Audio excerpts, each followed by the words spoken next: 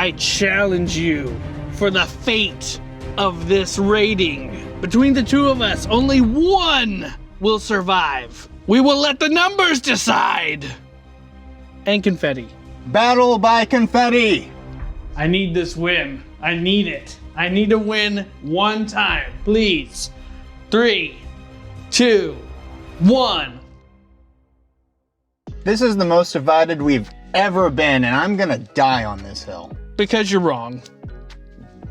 Normally in our reviews, we have a lot of back and forth and we make some points. Usually we concede to each other like, hey, I didn't think of that.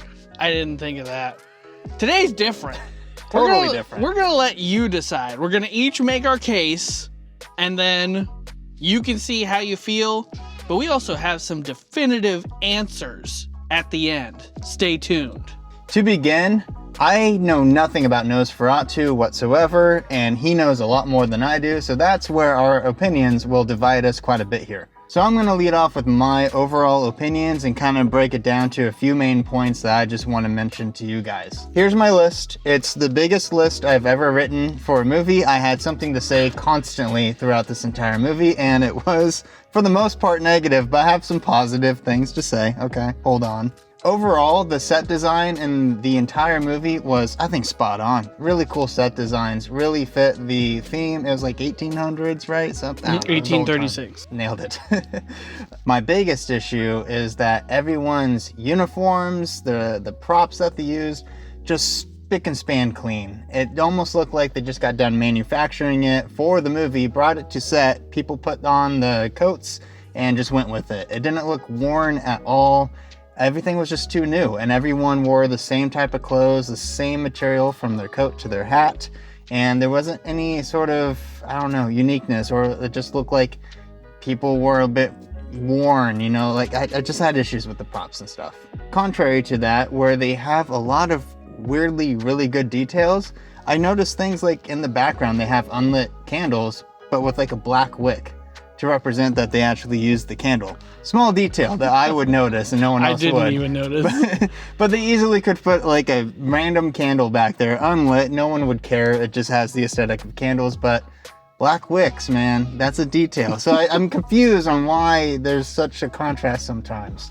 I did really like the camera work in this movie. They did a lot of really cool panning, and it was made for some really cool shots, but almost to a fault.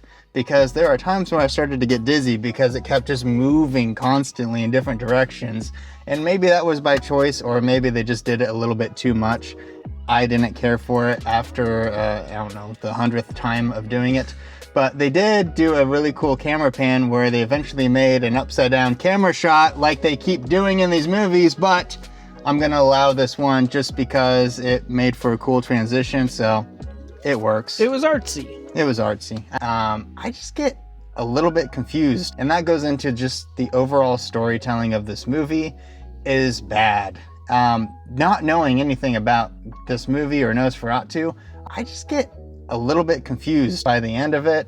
He had to explain to me the whole background of Nosferatu for any of that to make sense to me. I just get a little bit confused. So going in bald, going in knowing nothing at all, I absolutely despised this movie. It sucked. It was terrible. It was just as bad as the reactions to that you'll see when you go see it. So with that, I will transition it to you who liked the movie for whatever reason.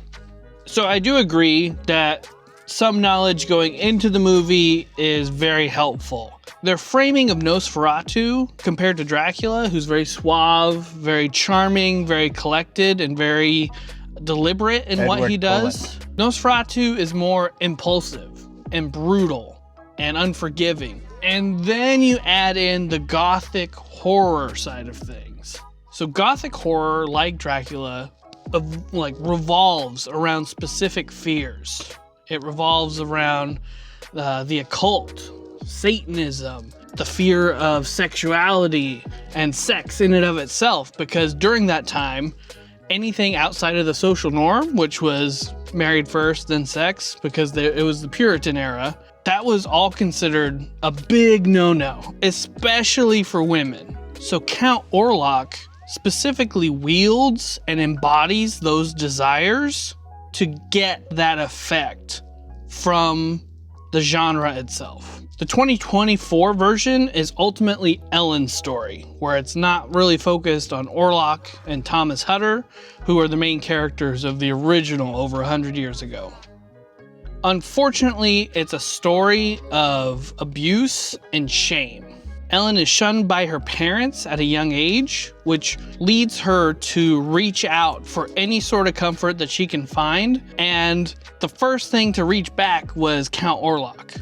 Because of that, she feels tainted and unworthy of love, even from her own husband, and she internalizes a lot of that struggle, and it manifests itself as these night terrors, which are also partly possession by Count Orlok himself. Throughout the film, she's not only tormented by Count Orlok, but by all the men around her. By the doctor, by her best friend's husband, Frederick, by her own husband, who just kind of plays off her dreams as just melancholy. It's unbelievable. She has no autonomy throughout the entire movie. The men even state that they know what's best for her during some of those scenes. And they don't figure out that she was right the entire time until it's too late. And though I realize the story is not for everyone, because it does involve having that knowledge, but that doesn't make it a bad movie. And in fact, I've liked it even more since leaving the theater. That's ridiculous. Also, his voice was incredible. His voice was really good. It was really good. Really consistent the entire way through. All right, so now it comes to recommendation time. Andy, do you recommend this movie? No. It's the worst movie of the year, and I hated it a lot. I do recommend you go see this movie. It is a fantastic film. All right, so we know you don't like the movie. What score are you giving this? I hate my score with all my heart. So I want to give it a 3 out of 10. But we came up with a scoring system to be a bit more objective. So apparently, because I'm objective, it's a 4 out of 10 reluctantly. What say you? I'm giving this movie a 10 out of 10. We will not see eye to eye on this movie. So to combat that, I challenge you for the fate of this rating. Between the two of us, only one will survive. Will it be Andy's negative score, or will it be my positive score? We will let the numbers decide. And confetti. Battle by confetti! Loser also cleans it up. All right, as a reminder, because we haven't done this in a while, we have these poppers. Pink means Andy wins, blue means that I win. I have 3 of them in here. We don't know what they are, so I will choose at random, and the numbers will be in my favor. I need this win. I need it. I need to win one time, please. 3, 2, 1. Yeah! Hell yeah! 10 out of 10, baby.